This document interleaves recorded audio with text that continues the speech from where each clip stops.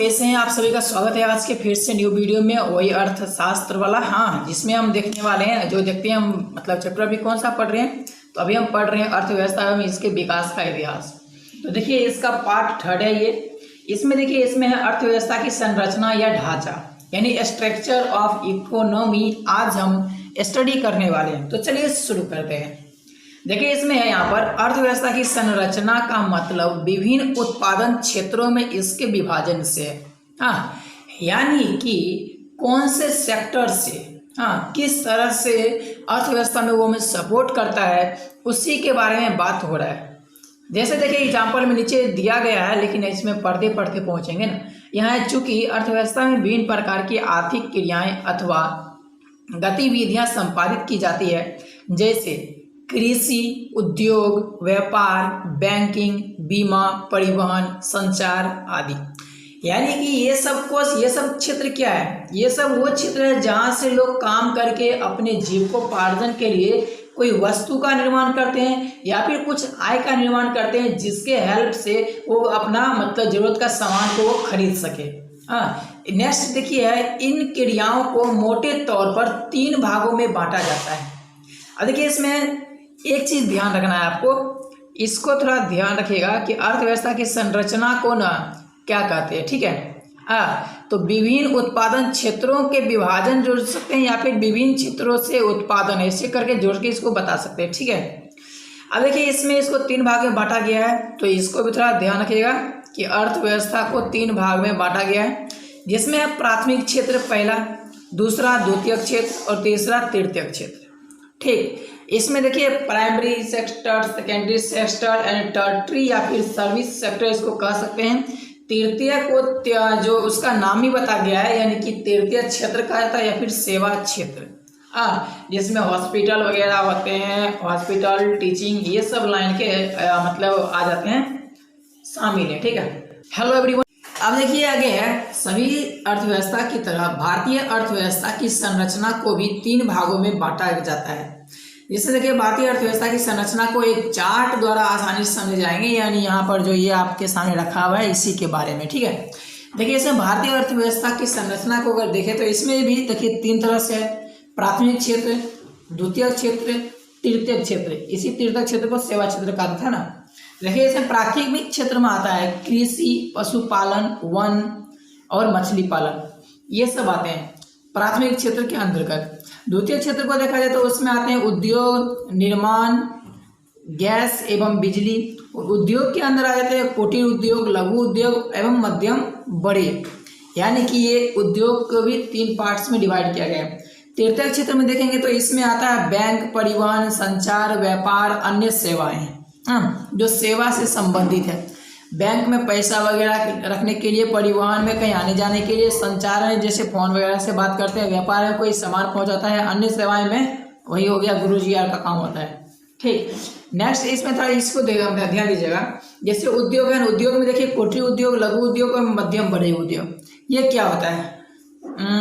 देखिए क्या होता है, ये कुटीर उद्योग में आता है सबसे छोटा उद्योग, जिसमें लोग हाथों से काम करते हैं। लघु उद्योग में छोटे कोई थोड़ा बड़ा कर लेगा तो हो जाएगा लघु उद्योग, और मध्यम बड़े उद्योग उसी का एक फैक्ट्री खोल दिया तो हो गया मध्यम बड़े उद्योग। खैर चलिए इसके बारे में और डिटेल से आगे चल के पढ़ाई करेंगे। तो आगे बढ़ते हैं हम। अब यहाँ देखिए हमारा है प्राथमिक क्षेत्र। प्राथमिक क्षेत्र किसे कहते हैं? तो प्राथमिक क्षेत्र को कृषि क्षेत्र भी कहा जाता है। इसके अंतर्गत कृषि, पशुपालन, मछली पालन, जंगलों के वस्तुओं को प्राप्त करना जैसे व्यवसाय आते हैं। सिंपल सा है इसमें कि जो देखिए जितना भी काम होता है वो खेत से संबंधित है। किसान कहाँ रहेगा? खेत में रहेगा। पशुपालन, अच्छा पशुपालन तो कहीं हो सकता है, लेकिन उसका घास कहाँ से आएगा? खेत से आएगा। मछली पालन, ये तो भाई पोखर में ही रहेगा या फिर नदी में रहेगा, तालाब में रहेगा। जंगलों से वस्तुओं को प्राप्त करना, जैसे कोई लकड़ी काटता है उसका व्यवसाय करता है, या फिर कोई फल फूल का करता है खेती, तो ये मतलब वो तो खेती में आ गया ना।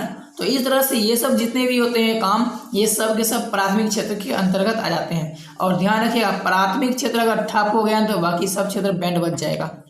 किसान होता है ना भाई। अब इसके बाद नेक्स्ट देखिए यहाँ पर द्वितीय क्षेत्र क्या है। द्वितीय क्षेत्र में है, द्वितीय क्षेत्र को औद्योगिक क्षेत्र भी कहा जाता है। इसके अंतर्गत खनिज व्यवसाय, निर्माण कार्य, जनोपयोगी सेवाएं जैसे गैस और बिजली आदि के उत्पादन आते हैं। अब ये प्राथमिक क्षेत्र से संबंधित ये तो नहीं है, लेकिन इनडायरेक्टली रूप से संबंध रखता है, क्योंकि देखिए खनिज व्यवसाय करेगा तब तो भाई कोई बात नहीं, जमीन से निकाल के इधर उधर से कर सकता है, ठीक है।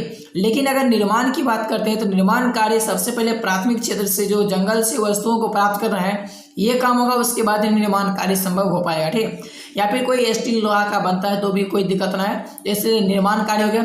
जन उपयोगी सेवाएं मतलब कि जनता का जो उपयोगी चीज़ है वो सब यहाँ पर बनाना, जैसे कपड़ा हो गया, मकान भी बनाते हैं लोग, मकान भी बनता है आजकल तो 3D प्रिंटिंग के हेल्प से धीरे धीरे करके बन रहा है।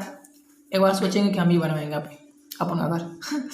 अब यहाँ पर जैसे गैस और बिजली, तो गैस बनता नहीं है, गैस को निकाला जाता है, ठीक है।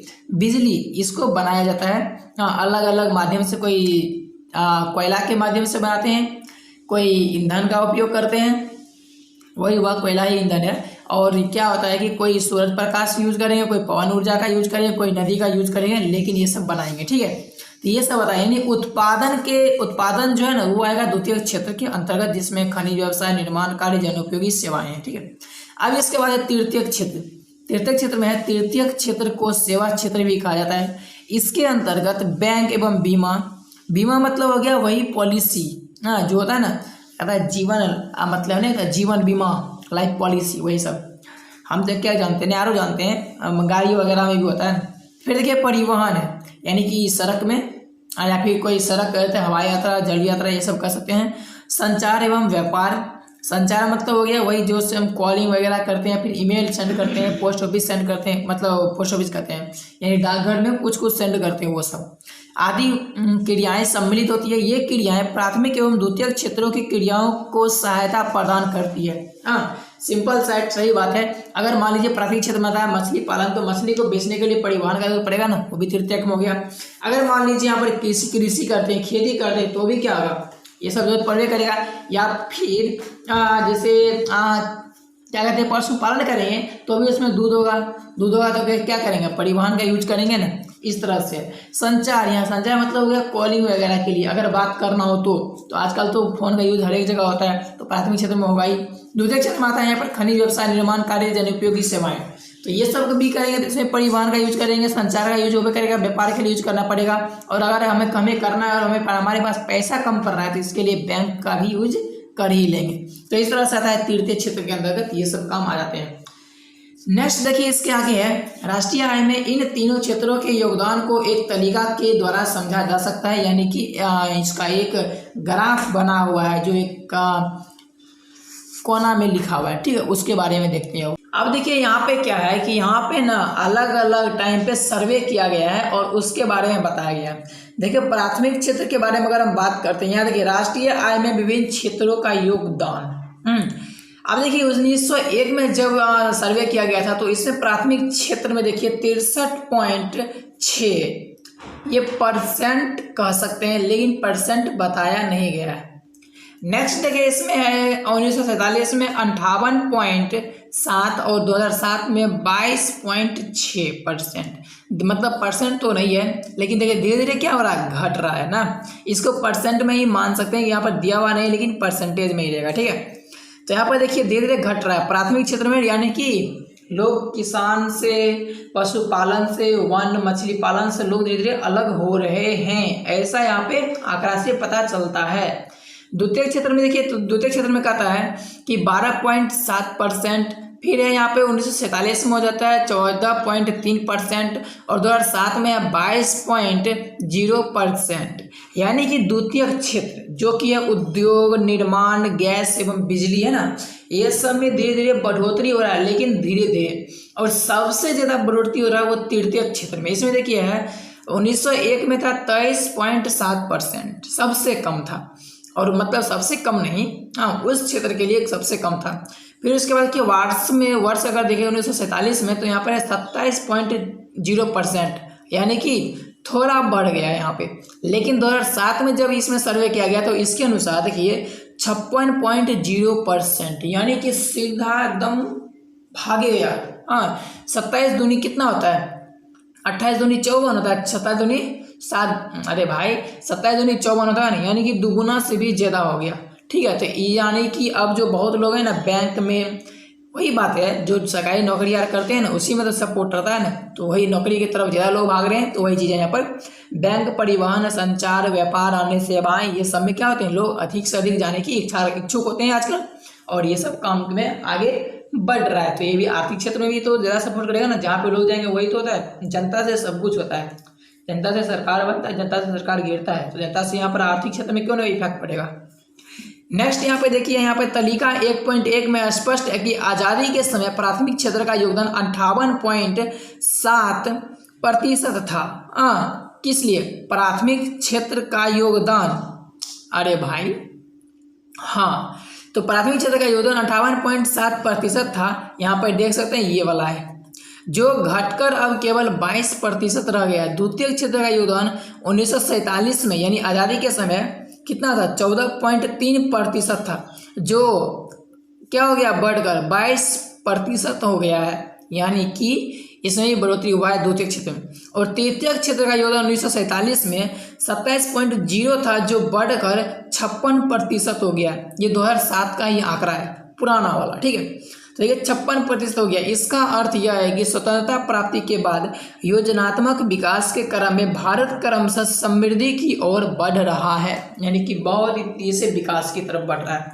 वैसे अंग्रेज ने हमें गुलाम बनाया था, लेकिन अंग्रेज का अभी प्रेजेंट का अंग्रेज कंट्री को और अगर अपने कंट्री को देखें ना, तो जमीन आसमान का फर्क नज़र आता है। ये चीज़ आप गौर कर सकते हो, एक बार गौर कीजिएगा। नेक्स्ट यहाँ पे है अर्थव्यवस्था के प्रकार। तो देखिए अर्थव्यवस्था के प्रकार को हम आज नहीं देखेंगे, इसका नेक्स्ट वीडियो में देखेंगे, इसके पार्ट्स नेक्स्ट पार्ट्स में। बाकी यहाँ पे वीडियो को एंड करते हैं, नहीं तो फिर सर से ऊपर जाएगा, वो तो बात अलग है, मेरा मोबाइल भी हैंग कर जाएगा। ठीक है, तो इसलिए हम मिलते हैं आपसे नेक्स्ट वीडियो में, तब तक के लिए बाय बाय। अगर वीडियो आपको पसंद आया हो तो लाइक कीजिएगा, आपकी इच्छा है तो सब्सक्राइब भी कर सकते हो। बाकी जय हिंद, वंदे मातरम।